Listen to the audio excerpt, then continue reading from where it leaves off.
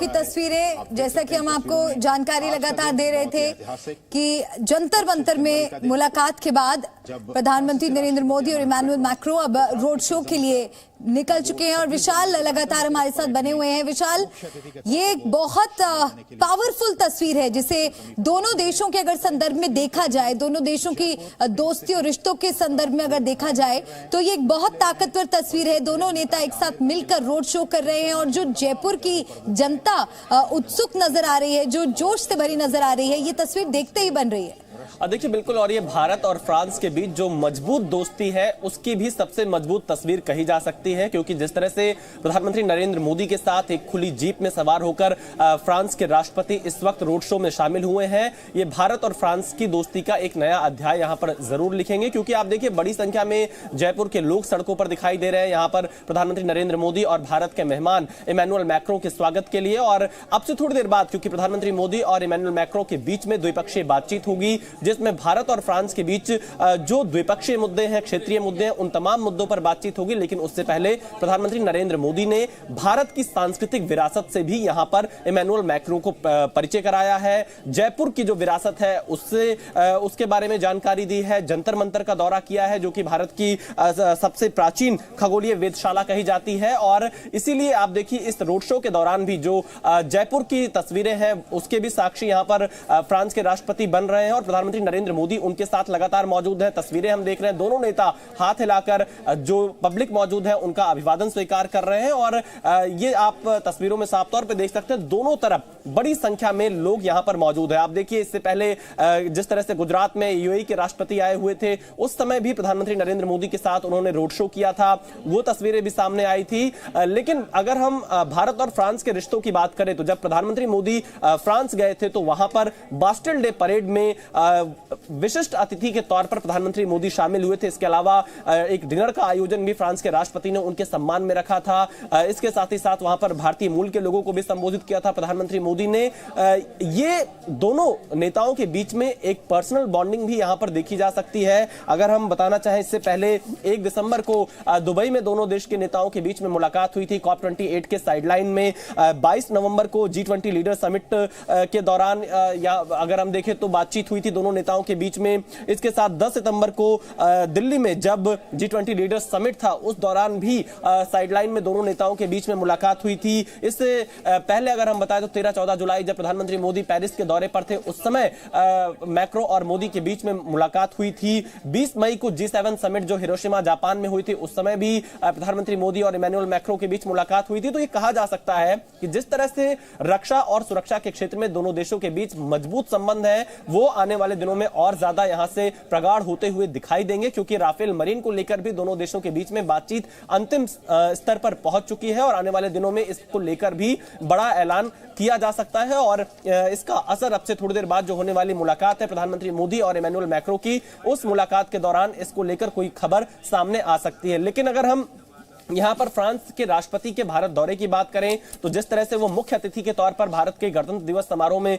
हिस्सा ले रहे हैं, यह भी अपने आप में एक बड़ा संदेश देता है दोनों देशों के बीच दोस्ती को लेकर। क्योंकि इससे पहले 5 और ऐसे बड़े नेता फ्रांस के रहे हैं जो राष्ट्रपति भारत के गणतंत्र दिवस समारोह में मुख्य अतिथि के तौर पर शामिल हुए हैं, जिसमें अगर हम नाम बताना चाहें तो फ्रांसिस ऑलैंड जो कि 2016 में मुख्य अतिथि के तौर पर भारत के गणतंत्र दिवस समारोह में शामिल हुए थे। 2008 में निकोलस सरकोजी यहां पर शामिल हुए थे। जैकिस चिराक 1998 में शामिल हुए थे। गिस्कार्ड 1980 में भारत के दौरे पर आए थे और मुख्य अतिथि के तौर पर गणतंत्र दिवस समारोह में शामिल हुए थे। और इसके अलावा 1976 में भी फ्रांस के राष्ट्रपति भारत के गणतंत्र दिवस समारोह में मुख्य अतिथि के तौर पर शामिल हो चुके हैं। तो इस तरह से अगर हम देखें तो बहुत पुरानी दोस्ती, बहुत अच्छी दोस्ती भारत और फ्रांस के बीच में और एक लंबा इतिहास दोनों देशों के रिश्तों का है। मैं गणतंत्र दिवस में मुख्य अतिथि के तौर पर जो इमैनुअल मैक्रो की मौजूदगी कल होगी उसके बारे में भी हम विस्तार से चर्चा करेंगे। लेकिन ये तस्वीरें दर्शकों को बताते चले विशाल, क्योंकि पीएम मोदी और मैक्रो का ये जो जयपुर दौरा है इसमें बहुत कुछ खास होने वाला है। पीएम मोदी और मैक्रो जंतर मंतर से सांगानेरी गेट तक एक संयुक्त रोड शो कर रहे हैं। ये रोड शो हवा महल तक चलेगा और हवा महल में एक फोटो सेशन भी होगा और ये भी माना जा रहा है कि इस यात्रा के दौरान पीएम मोदी और मैक्रो दोनों एक हस्तशिल्प की दुकान और एक चाय की दुकान पर भी इनके जाने की उम्मीद है।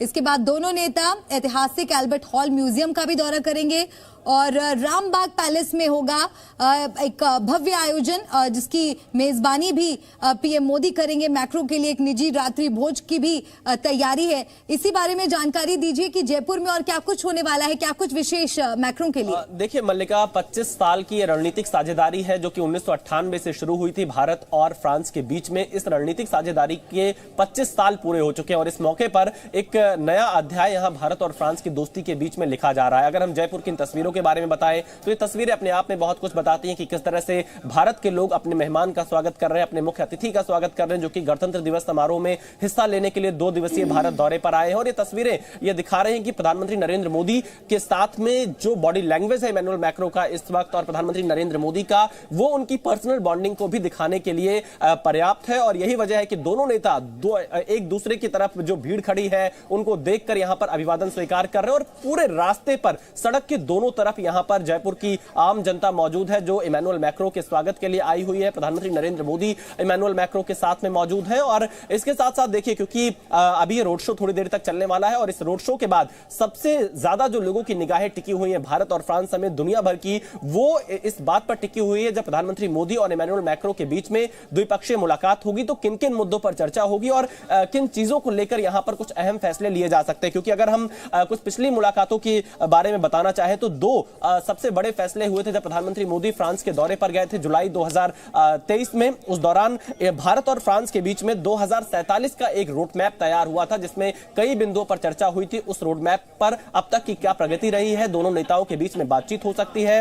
इसके साथ इंडो पैसिफिक रोड मैप जो है इसको लेकर बातचीत हुई थी पेरिस दौरे के दौरान, इस पर भी दोनों देश के नेताओं के बीच बातचीत हो सकती है। राफेल मरीन को लेकर दोनों देशों के बीच में लगातार यहां बातचीत चल रही है, उसको लेकर भी दोनों देशों के नेताओं के बीच जब द्विपक्षीय बातचीत होगी तो उसमें चर्चा संभावित है। और इसके साथ ही साथ कई बड़े अनाउंसमेंट किए गए थे जिसमें 11 अनाउंसमेंट शामिल थे, उन तमाम मुद्दों पर भी यहां चर्चा हो सकती है। और साथ ही हमने यह भी देखा था जो पेरिस का आईफिल टावर है वहां पर यूपीआई की शुरुआत की बात की गई थी, उसको भी जल्द से जल्द संचालित करने को लेकर भी आने वाले दिनों में हमें तस्वीरें दिखाई पड़ सकती हैं। यानी कि जो भारत की धमक है वो फ्रांस में हमने देखी थी जुलाई 2023 में आईफिल टावर में यूपीआई के द्वारा आने वाले दिनों में पेमेंट किया जा सकता है। डिजिटल क्षेत्र में दोनों देशों के बीच में कैसे अहम समझौते होंगे उस मुद्दे पर भी बातचीत होगी। और इसके साथ साथ अगर हम देखें तो यहां पर कई और बड़े ऐसे क्षेत्र हैं जिन क्षेत्रों पर दोनों देश के नेताओं के बीच में चर्चा होगी। सबसे बड़ा क्षेत्र है रक्षा सहयोग का,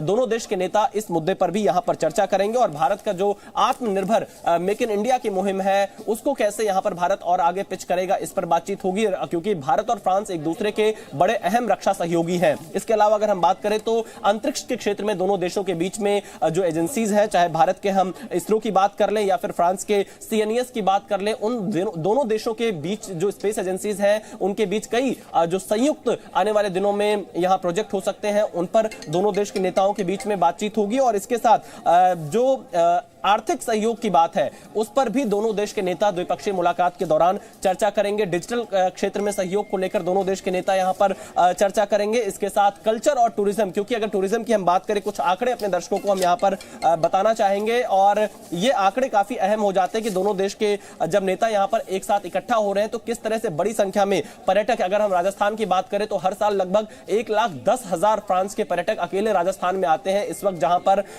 फ्रांस के राष्ट्रपति और प्रधानमंत्री नरेंद्र मोदी का संयुक्त रोड शो चल रहा है, फ्रांस के पर्यटकों का सबसे पसंदीदा जगह राजस्थान माना जाता है। उसके बाद केरला सबसे ज्यादा पर्यटक आते हैं फ्रांस के, तमिलनाडु में सबसे ज्यादा पर्यटक आते हैं। तो ऐसी स्थिति में देखें तो दोनों देशों के बीच में कल्चर और टूरिज्म को लेकर भी यहां पर बातचीत हो सकती है प्रधानमंत्री नरेंद्र मोदी और इमैनुअल मैक्रो की इस मुलाकात के दौरान। इसके साथ ही साथ क्योंकि कई अहम यहां पर समझौते हुए थे जिसको लेकर समीक्षा भी की जाएगी और कुछ और जानकारी अगर हम अपने दर्शकों को देना चाहें तो यहां पर डसॉल्ट ऑरेगन लड़ाकू विमान, स्कॉर्पियन क्लास पनडुब्बी, मिराज 2000 लड़ाकू विमान, राफेल लड़ाकू विमान, ऐसे कुछ बड़े रक्षा क्षेत्र में सहयोग दोनों देशों के बीच में रहे हैं जिसको लेकर हमेशा से भारत और फ्रांस के बीच में दोस्ती और ज्यादा मजबूत होती रही है। और इसमें अगर हम देखें तो जब फ्रांस के राष्ट्रपति गणतंत्र दिवस के मौके पर मुख्य अतिथि के तौर पर शामिल हो रहे हैं तो यह भी एक बड़ा संदेश है। मल्लिका, शुक्रिया विशाल जानकारी पहुंचाने के लिए। तो लगातार ये तस्वीरें हम आपको दिखा रहे हैं, मैक्रो और पीएम मोदी के रोड शो की ये तस्वीरें, जयपुर में इस वक्त इनकी मौजूदगी।